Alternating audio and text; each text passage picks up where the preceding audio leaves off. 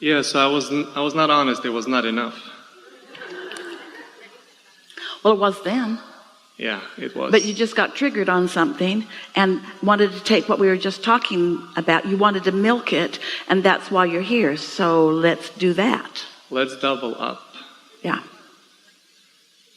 Well, let's double up in that expectation of individual power, individual connection, individual stream of access to you, to our non-physical aspect,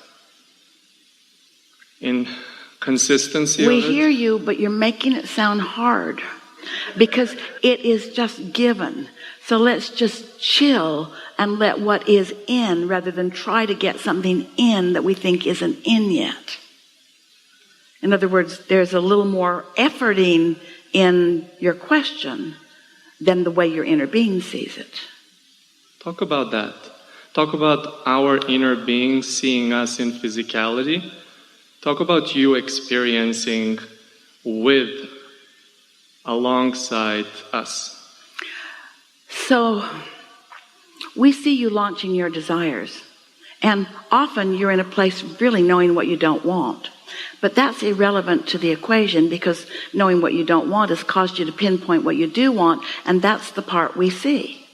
And because we know the process completely, we have no doubt or wonder about it because we know everybody gets what they want eventually, and we're not in any hurry for you to get it. If you wait until you croak to understand, that's all right too. And so you want, and whether you're letting it in right now or not, your inner being feels no worry about it because your inner being is thrilled with wherever you are in the process. Then, as you acknowledge that you've asked for something that you formerly weren't ready to let in, but you care about the way you feel, so you're taking a softer approach. You're not trying so hard. You're not so ritualistic. You're not so much in methodology. You're more in, as our friend was describing earlier, you're more laid back and allowing more to come to you. You're having a little more fun, maybe, and you are finding these matching moments where you want it and you're not resisting it at the same time. And even more fun is you're wanting it and not resisting it, and you know you're wanting it and not resisting it. You feel yourself in the stage of wanting it and allowing it all at the same time, and that's when you feel invincible, like there isn't anything that you cannot be or do or have. You don't feel competitive with others. You're not worried about what anybody else is doing. You know that they're all at some stage along this really wonderful opportunity. And you know that they're going to get it or they're not going to get it, but that you're not going to try to be the one that makes the difference between they get it or not get it. You're just getting it because you want to, and sometimes not, but knowing it. So you are at one with the laws of the universe and at one with your absolute knowing that you are completely worthy and that everybody else is too. And when you get there, then your propensity to push against anything in you or anything in anyone else evaporates, and you find yourself in the state of allowing. In the state of allowing everything that's in your vortex. And then, the way your life is reflected, the things that you are able to experience, but more importantly, the way you feel in this steady stream of well-being. There is nothing in all that is more delicious than knowing your own divinity, your own worthiness, your own blessedness. And you can't know that without knowing it in others too. So competition stops, but selective sifting stays. Defining what you do want becomes a big part of your life experience, but worrying about not getting it goes away. You find yourself wanting to know what you want, sifting for the purpose of identifying new and for the opportunity to practice alignment with that new thing that you've decided that you want.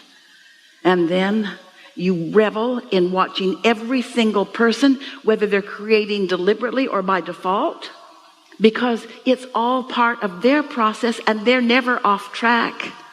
There's never a reason to scold them or worry about them. Just see them as in their process, as you know that you are. And then you feel freedom, because the only place that freedom comes from is being free from the resistance that keeps you apart from the whole of who you are, which is the only reason that you ever feel bad about anything to begin with. Yeah? Yeah? Yeah. Really good. Really good. So see how you are. See how you are. You point a question at us. You pretty much know the answer, but it's a new question, a new emphasis on a new question. So you focus on it. And then you activate a response from us that takes thought beyond what it has ever been before. So the question was essential to the answer. This is co-creating at its best. Yes? Yes. And you all play those different roles. Sometimes you're the asker, sometimes you're the answer, sometimes you're the knower, sometimes you're not. But it's all good no matter what. Yeah? What a dance. What a dance. Yeah. What a dance. Yeah. Yeah. Really good. Really good.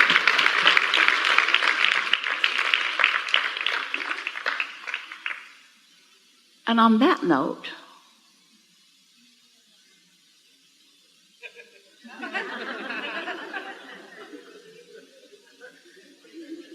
don't you ever get tired of thinking all the time? Wouldn't you like to just mess around?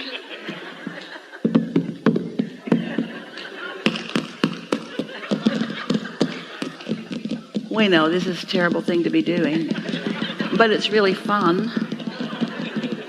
And we don't care what anybody thinks, and because it's fun.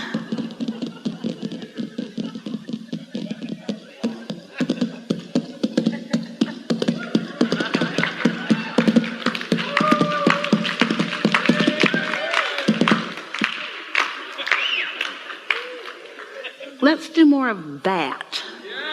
Less thinking, more drumming, less worrying, more laughing, less trying, more just screwing around, more trusting, less proving, more ease and flow, less struggle and trying. Aren't you ready for that?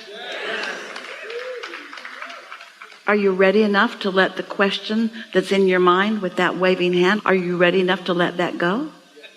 Are you ready enough to just put your hand down and say, I probably know the answer to this. Abraham's been talking about this all day long, and there's really no point in me poking around at it anymore because I know what to do.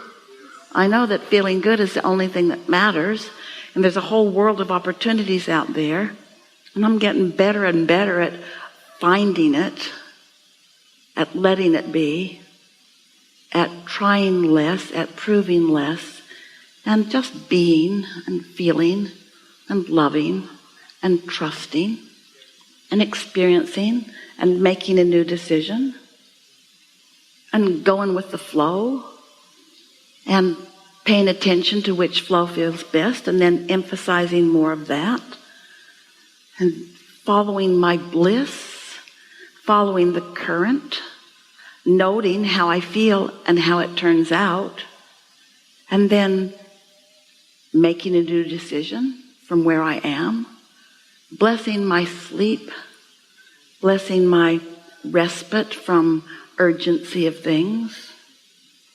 Creating is something you can't stop doing, because like our very first conversation today, everything is vibrational and everything is pulsing. And the law of attraction is responding to all of it. So you cannot turn your creative mechanism off. It's on. It's on, and it has a vibrational relationship from the vortex version of you. And that really is all there is to enjoying life. To recognize those two aspects of your being and to relax your way into your cork floating. Not demand it, not harass it, not struggle and try for it. Just relax your way, love your way, appreciate your way, advocate your way. Don't protest your way, advocate your way. Talk about what you want, but don't defend what you want by pushing against what you don't want. Just talk about what you want.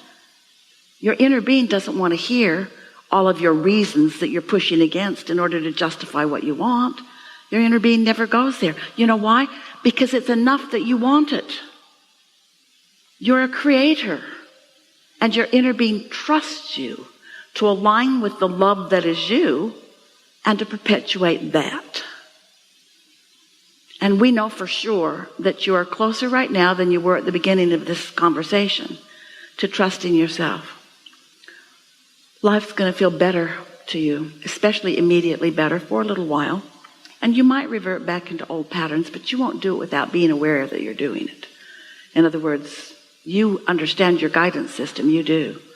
And we know for sure that you trust the law of attraction more clearly than you ever have before. You've got that. You've got this. This makes sense to you. And so, yeah, it's going to be a little challenging to mind your own business and not get all wrapped up in trying to save others and prevent them from having the pitfalls that maybe you've had.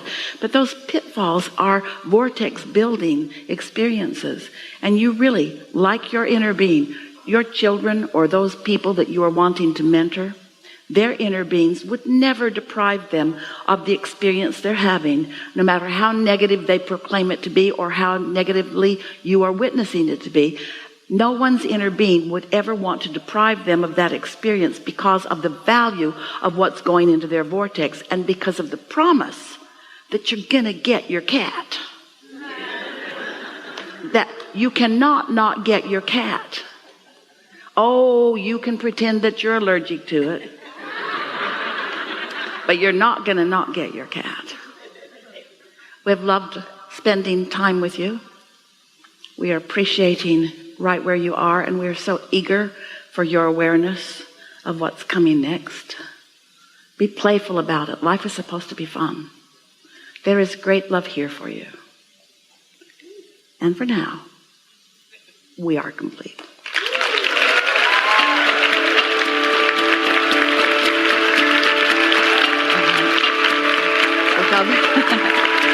So good.